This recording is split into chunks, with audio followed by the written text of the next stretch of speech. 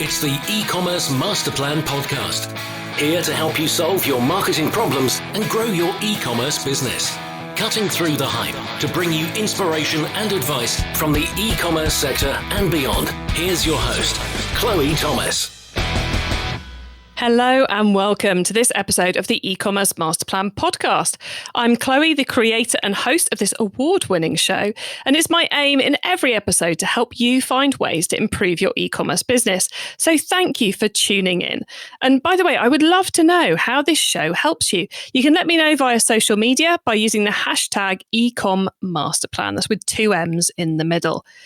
Now, in today's episode, we're catching up with a fellow listener to the show who, just about a year before we're recording this, gave up his very good job in the world of accountancy to focus full-time on the business he'd been running as a side project. And we're going to talk about both how he juggled running a successful career with running a successful e-commerce store, and then the steps he took to make sure that giving up his job was going to work out, that business was going to succeed and was going to thrive. We also touch on a few of the marketing methods he's used and a couple of the other tools he's used to keep things on track. So there's a lot of really interesting stuff coming up in this episode, so I think you're going to like it. Before we get into that, though, please do check out the sponsors. This podcast is brought to you by Klaviyo, the ultimate e-commerce marketing platform for brands of all kinds and sizes. Whether you're an entrepreneur just starting out or you're part of a marketing team at a multinational brand, Klaviyo will give you everything you need to create memorable marketing moments, building customer relationships that keep shoppers coming back time and time again. Get started with a free account today. Visit klaviyo.com/masterplan. That's klaviyo.com/masterplan. Don't think people are using cryptocurrencies? Guess again. Coin Payments has been around since 2013, processing over $6 billion in crypto payments to date, and the numbers keep growing. Stop leaving money on the table and start accepting Bitcoin, Ethereum, Litecoin, and other crypto payments for your business. Coin Payments makes it easy and affordable with just 0.5% processing fees, and with its simple Shopify, WooCommerce, Magento, and other major e-commerce plugins. Go to coinpayments.net/masterplan to get in on the action. And now to introduce today's special guest. Daniel McClen is the founder at Solace Jewellery. Founded in 2015, Solace specialises in hypoallergenic jewellery, and they are now on track for doing 250,000 sales in 2020, which is more than triple what they did last year. Hello, Daniel. Hello, how are you? I'm good, thanks, and congrats on the growth. That's really impressive. Thank you very much. Now, I've given our listeners a quick overview of you and your business and where you are now, but how did you get into the world of jewellery and the world of e-commerce? Yeah, I was actually working in finance at the time I started the business. To be honest, I didn't really know what I was doing or how I was going to scale the business, but I knew I had a really good product and a huge market to sell to.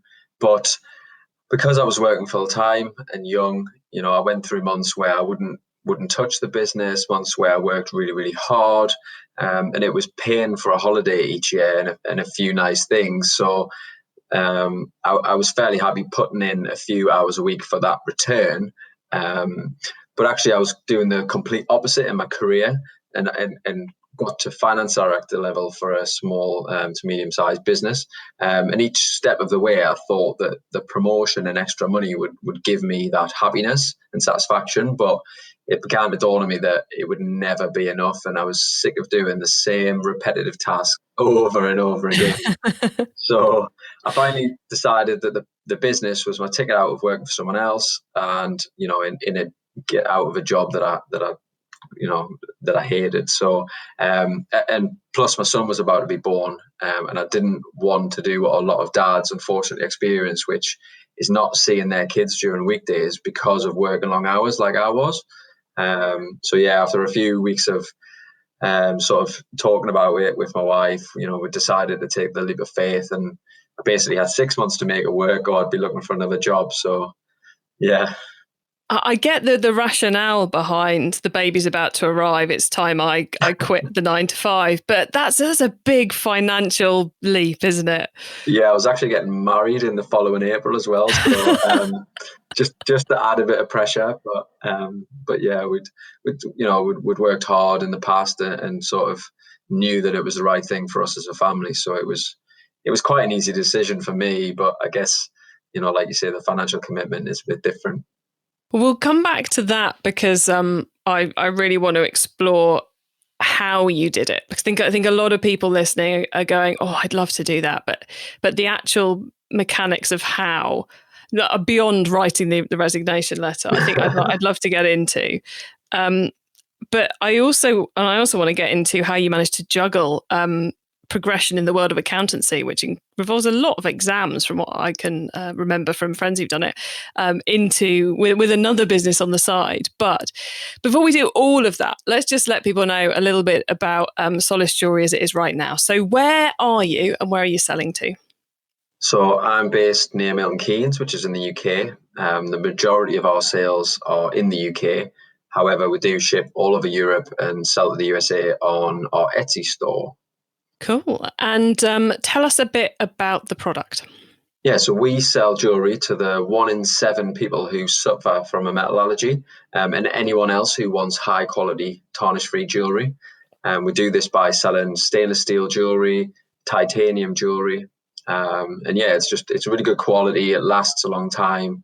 And people, our customers really, really love it and say it looks far more expensive than it actually is, which is a compliment. But maybe I need to put the prices up. Yeah, is that a good thing or is it an opportunity? Oh, a tricky one. Now, what platforms? And you mentioned Etsy there, but you've also got the website. So what's the website on? Yes, so 99% of our sales are on Shopify, to be honest. Not all of our products are on Etsy. I was just testing it out as a way into, I guess, the US and around the world, because it deals with all of the tax implications. Obviously, being an ex-finance, I'm aware of these things and cautious of them. But yeah, I've been adding to look. I've been looking to add in the plugin to Shopify for Etsy, but I'm not sure how profitable it would be. So it could be a nice way, as many people do use a marketplace to test out overseas before deciding whether it's the right way to go or not. Yeah. But it's mainly all about that Shopify site at the moment. Yes, definitely. Cool. And given you're on Shopify, do you have any particular plugins or apps you'd like to recommend? Yeah, we use Yotpo for our reviews and their loyalty and reward scheme, which has been really important for us for social proof. And, I know that it's the number one reason that we've got such a good conversion rate. I've also recently installed an app called Decode, which puts the discount code box in the cart page because a lot of our people couldn't find it. And actually, another app that made me realize that was a chatbot, actually, because before I just would never have known that. But we had a lot of people sort of speaking to us saying, where'd you put the discount code for our first offer? And another good one is Infinite Options, which has allowed us to add value to our service, such as adding gift notes and different gifting card designs and jewelry boxes to the order, which obviously also increases average order value. Yeah, I think often when we talk upsells, people think about a second product, but there's an awful lot of upselling you can do to enhance the product they're actually buying, which is almost like easy money in some ways, isn't it? Yeah, definitely. As long as you're adding value and adding, not just charging for things that potentially should be included. I think we sort of position it as, especially for the jewelry boxes, we don't want to send out all this cardboard and all this packaging when we can reduce it. It makes me really angry when you get a sort of a package that's huge for a tiny little product. We try and be as sort of compact and environmentally friendly as possible. But also we then upsell the jewelry box, which is a sort of a sideline. And we didn't charge for that for a long time, but to make it viable and to make it profitable, as a business, we had to make that decision. Nice. And it's clearly working. Yes. And what does the team look like? Is there more than just you now? Yes. So we really push the fact that we're a family oriented business. We want to keep as much in-house as possible. So I now work full-time in the business. My wife, who's actually a midwife, she deals with all the customer service emails in and around her job. We've got 2 part-time staff who pack the orders, and we do actually outsource our Facebook ads and a little bit of copywriting.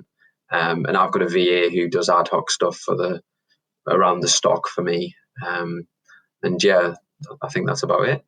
It's amazing these days how easy it is to, when you're the kind of the founder owner, and the primary member of staff, to be going, actually, Facebook ads important, but I don't have the time to master it.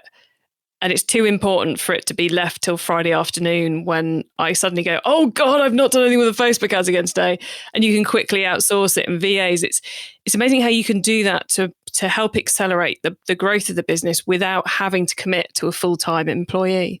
Definitely. I mean, I think there's a sideline to that, though, that to be able to scale, you do have to get the right agency, and that can cost money. So you do have to have things in place beforehand to be able to do that. But yeah, definitely. I think I got it to a reasonable level, and that the shift was from me doing it every couple of weeks to actually doing it 2 to 3 times a week. But again, I wasn't an expert, and I needed that expertise to take it to the next level to get the growth that we've seen. Yeah, so it's such a good thing to outsource, right? I said there was like 1,000,001 things we were going to come back to. So let's do them vaguely chronologically, Daniel. First off, you were progressing very successfully a career in accountancy at the same time as running an e-commerce business on the side, which I believe involves quite a few evening classes and exams as well, doesn't it?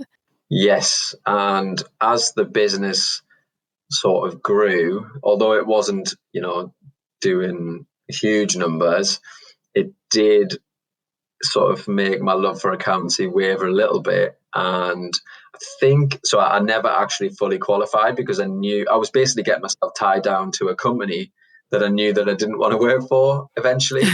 But I sort of had to have a difficult conversation with my boss to say, look, I want to stop this now. And I was only a year and a half away from being fully chartered. So I'd done a good 5 years of evening classes. But yeah, it was, it was hard. And that's part of the reason why it took me so long to actually see the growth, because I was getting good promotions and good pay rises. And it was, it was going in the right direction. Whereas as you know, growing a business, it isn't as easy as, you just start it and then people flood in and buy. So I guess you take the path of least resistance. But, in some ways, I wish I'd spent more time in the business, but in others, I now have a really solid platform to now grow my business because of the jobs that I've had.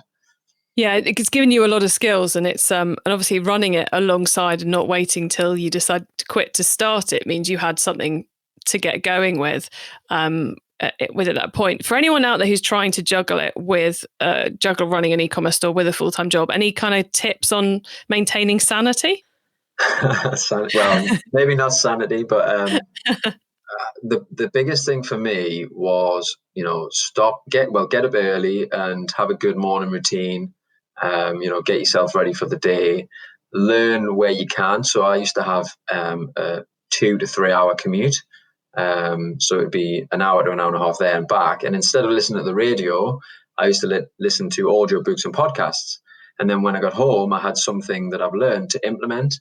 And it by continually learning, obviously you're increasing your skills, but actually it's giving you motivation to implement rather than listening to the radio. You get home and think, I've just done a long day at work, can't really be bothered. It gives you a reason, because you while it's fresh in your mind, you want to then tackle it. And you just got to work hard and think, a couple of years of your life versus the rest of your life, how do you want to live that? You spend 4 years in a career, just sort of 5 years of hard work, and then you could potentially, if your business is really successful, sell and then sort of have 35 years off. Well, yeah, I'm certainly going to second any advice that involves listening to more podcasts and more audiobooks. No self-interest there at all on my part. Okay, so let's then move on to what's happened more recently, which you said you gave yourself 6 months to make the e-commerce business work, which I think is quite clearly very sensible, but something which a lot of people I don't think do. I think they think they've got to get the business to the point where it's matching their salary before they quit the job. And I think that to me is something which is incredibly hard to achieve. You've got to give yourself that window of opportunity. So was that something which, because I'm very aware, myself, I learned things when I look back and I realized, oh, look, I gave myself 6 months to make that work. Was that something you realized in advance? You were like, actually, we're going to put a deadline on this? Or was it kind of in retrospect, you went, you're a month and you're going, actually, I need to give myself more time? No, it was definitely something that we had planned, especially because the wedding was coming up. So I needed to know I had enough money, and actually, I missed this part out. My wife was actually on maternity leave, so we actually didn't have her wage coming in either. But yeah, we'd worked hard. We'd had a couple of years of not having holidays or expensive holidays, that is. I didn't take money out of the business so that I knew that I had enough to not take a wage for 6 months, which, I'm quite fortunate to be able to have done that, definitely. But I didn't spend, so that I could actually do that. I feel like in the last sort of 10 years, I've really, probably 5 to 10 years, I've really sort of learned about my own personal finances, which has helped the business, definitely.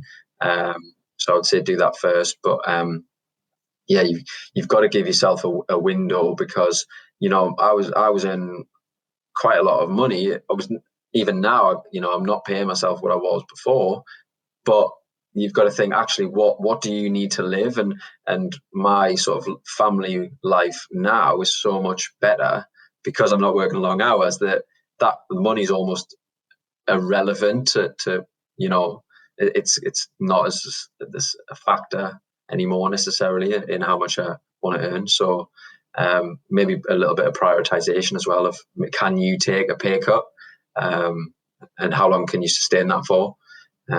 Because I don't think you'll regret it, because you learn so much. I think it's one of those things which at each pay rise, you seem to, back when I had jobs and when I got pay rises, that were determined by someone else. Of course, now I determine my own, and I'm the most evil boss in the world. So but back when you have pay rises, it's like, oh, I've got an extra couple £100 a month coming into the account, and immediately it goes. It doesn't go into savings. You don't feel like life's got better. It's just you're wearing slightly more expensive clothes or slightly more expensive shoes, or you've got a slightly more expensive car, which fundamentally is exactly the same experience of getting from A to B. You're just paying more for it. And I think it's not even really downsizing. It's not necessarily hardship, but it's amazing how much money you actually need month to month. It can give you so much freedom in your life. Yeah, I mean, a good example of that is I was driving around in a very expensive brand new X5. I was lucky I was in the motor trade, so actually, that didn't cost me the full amount, but still a considerable, amount. And now, I drive a sort of a couple of £1,000 Golf, and because I work from home, because I run my own business, I actually don't go out in the car. So it actually doesn't make any difference in my world, which I absolutely love cars. It's one of those things that was really difficult. I thought it was going to be difficult, but the freedom that this has allowed me to have is far outweighs any materialistic things that you have. And so, yeah. Yeah, it's so true. So I guess the advice to someone out there who's thinking about, when do I do this? It's like, right, do some saving and then set a date and go for it. Yeah, reevaluate your expenses, definitely. And once you hit that 6 months, before that 6 month window started, were you already planning what you'd do, or was kind of like the first job, once you were full time on the e-commerce store, to go, right, what's my path to achieving my 6-month goal? Was the first kind of week planning.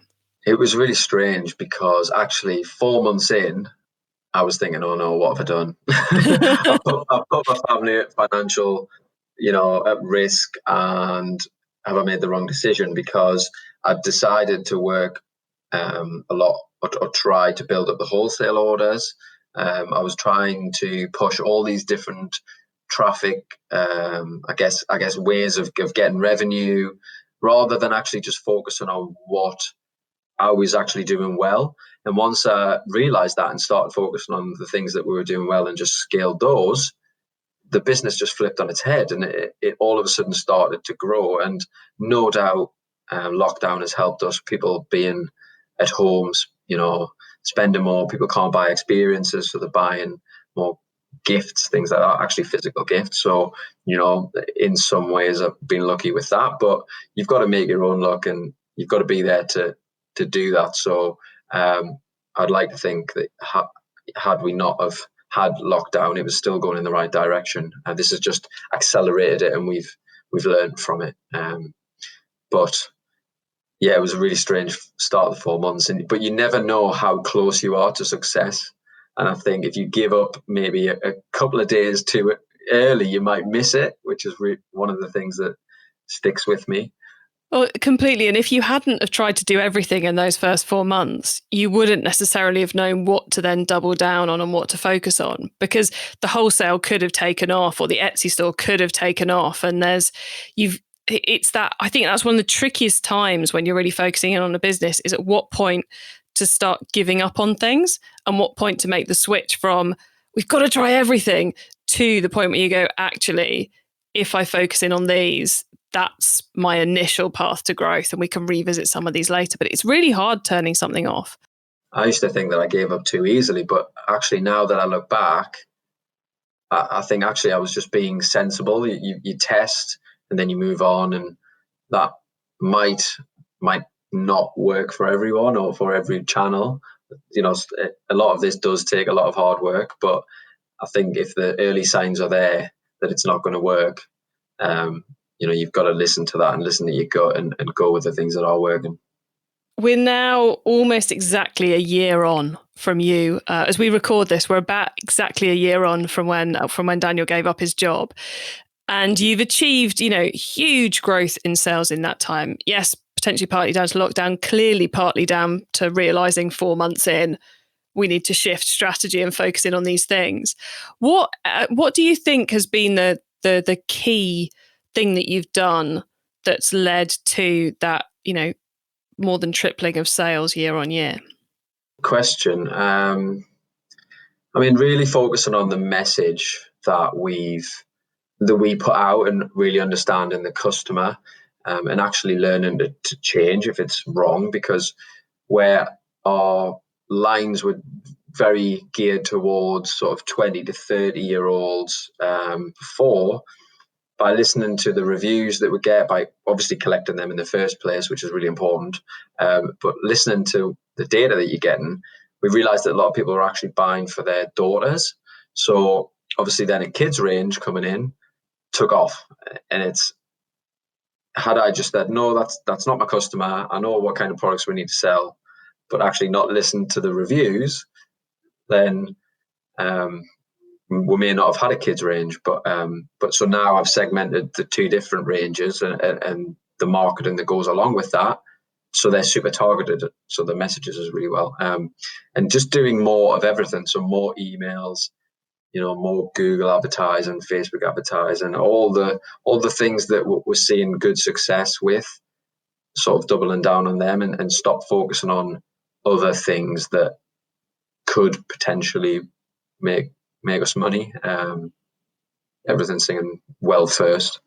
It is one of those challenges, isn't it? There's just so much that you could do in the world of e-commerce. There's always something else you could do. And it's occasionally I get emails from listeners who've been to the website and have gone, oh, Chloe, if you did this, you'd do more. If you did this, you'd do better. And all the rest. There's some of these lovely emails of suggestions for the website. And I'm like, Yes, I know. There's so many holes in my website. There's so many holes. And if you've only spotted a 10% of them at most, but there's other things which it's more important to do. And it's that kind of thing, you come onto any e-commerce site and you go, oh my God, they should have done this. You should have done this. They should have done this. And it's like, so much on that list. But real success comes from working out what it's worth doing, not just what could be done. Yeah, I think one of the things that I should have mentioned was obviously listening to the data. So being very sort of analytical and financially driven, looking at the numbers. I knew that if I increased my conversion rate by sort of 1 or 2%, what that would then do. So is that achievable? Yes, right, go work towards that. And I knew the numbers that it would bring. So I knew how much time and effort and resources to put into that.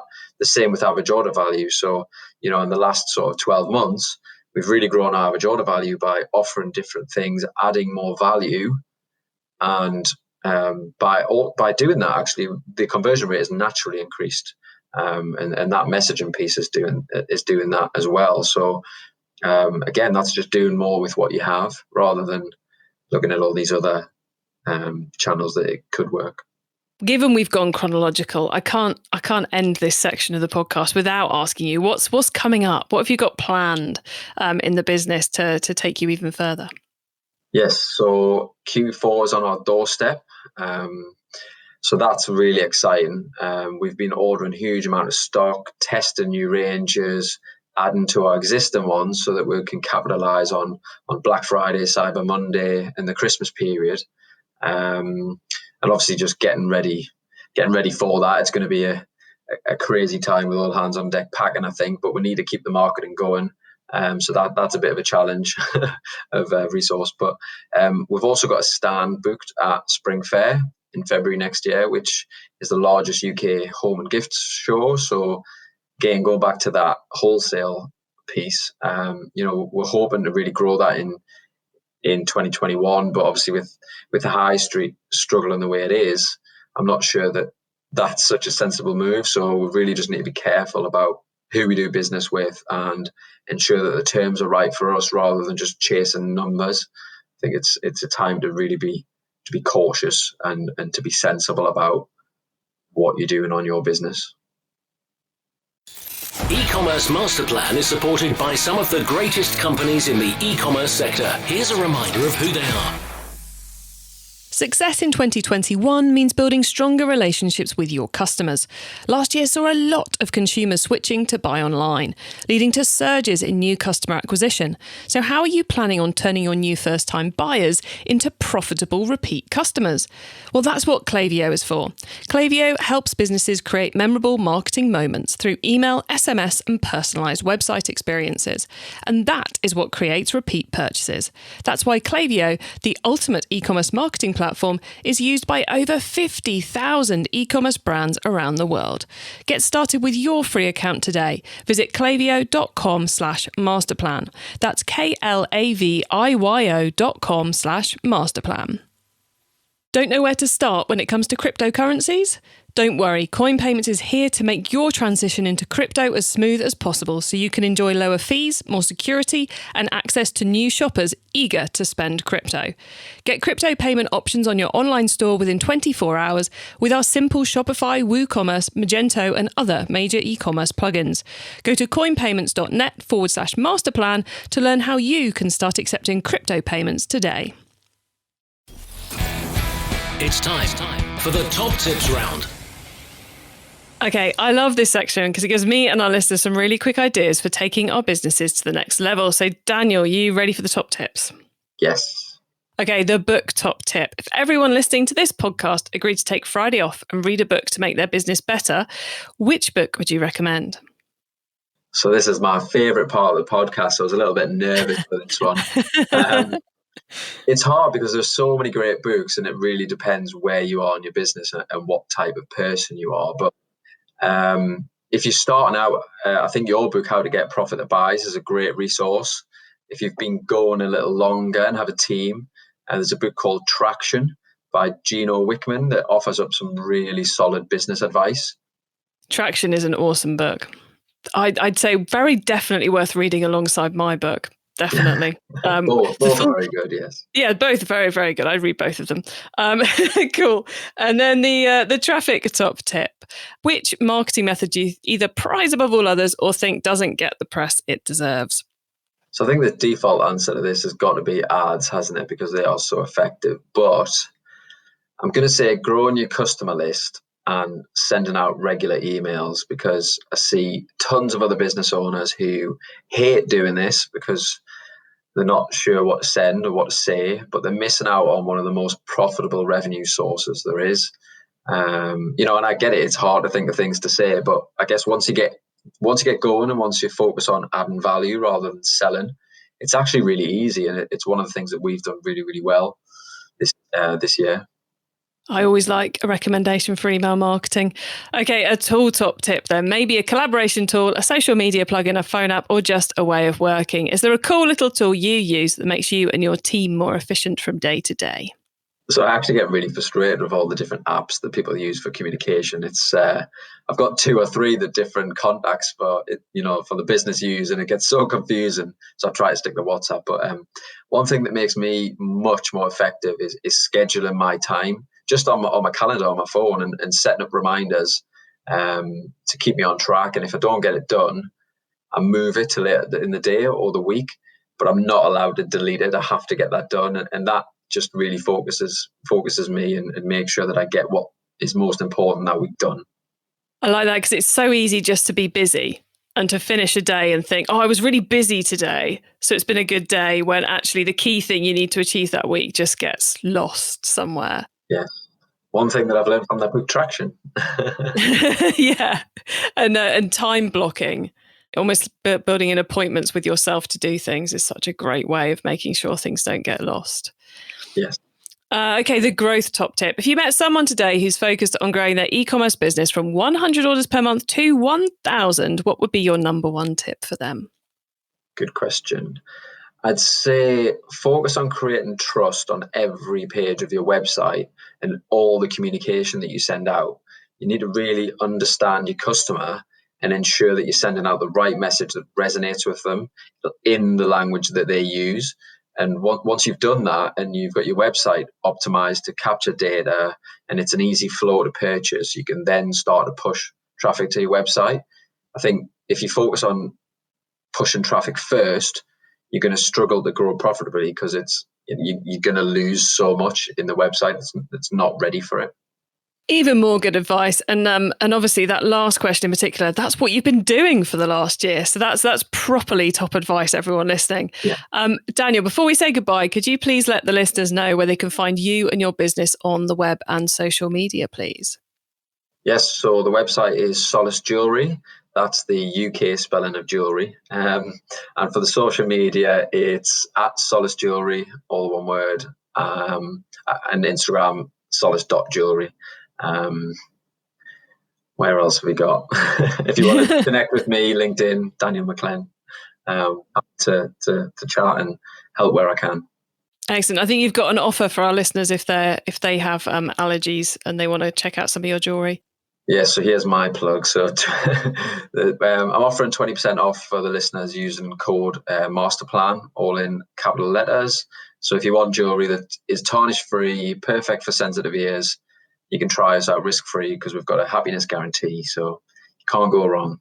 I love it. A happiness guarantee. Well, Daniel, thanks so much for coming on the podcast today. It's been awesome chatting with you. It's always lovely to have a listener on the show. And it's been really interesting exploring kind of a different angle of how we make e-commerce successful and getting ourselves organised and focused on the right things. So thanks for coming on. No, thank you. It's been a real pleasure. I was quite nervous because, like I say, I do listen to this, and this podcast has really helped over the past sort of few years to really help me focus. So it's great to be able to give something back, hopefully. But yeah, thank you very much. Awesome. Thank you, Daniel.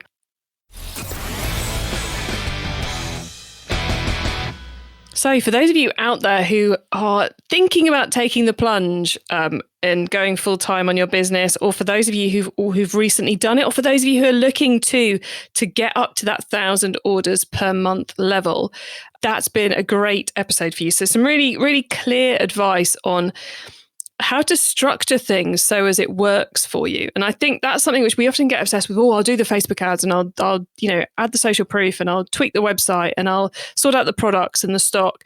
But we often forget about how to structure it so as it works for you, so as you're setting yourself up for success. And some great advice there from Daniel around elements such as, don't expect yourself to be able to match your salary the second you give up your job.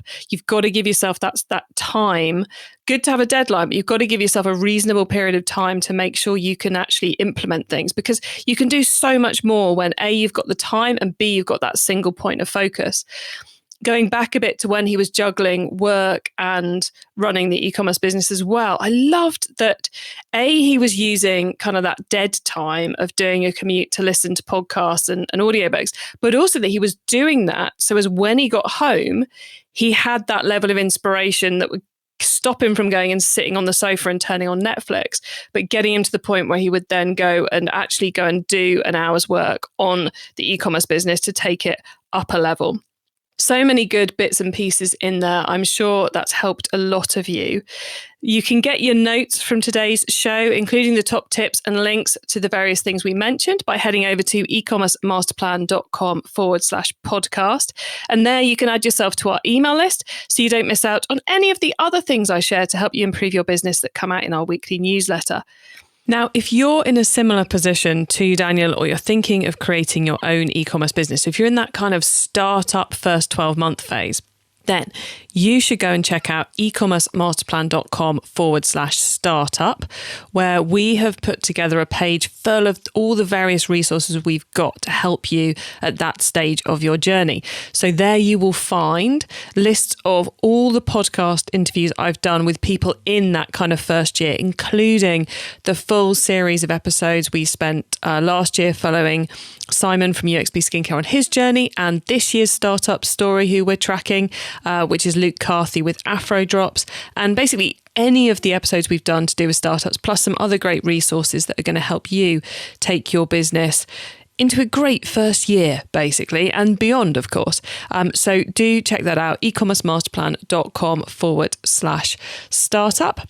And if you know someone who's in that situation, please tell them about it too, because I bring you a new interview every week because I want to inspire and help as many e-commerce business owners as possible to succeed and thrive with their business.